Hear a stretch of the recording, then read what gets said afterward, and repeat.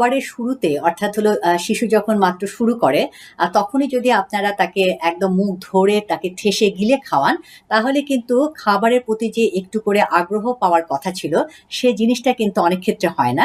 এবং এই যে বললাম যে প্রতিটা খাবারেরই আলাদা, আলাদা বিষয় রয়েছে। কিন্তু আমরা অনেক ক্ষেত্রেই করি হলো সবকিছু একটা বয়সে যাওয়ার পরে কিন্তু সবকিছু আমরা ব্লেন্ড করে যাতে খুব সহজে খাওয়ানো যায়। অনেক সময় হলো বোতলে বা কোনো স্ট্র দিয়ে কিন্তু আমরা একবারে ব্লেন্ড করে খাওয়াতে আমরা শেখাই।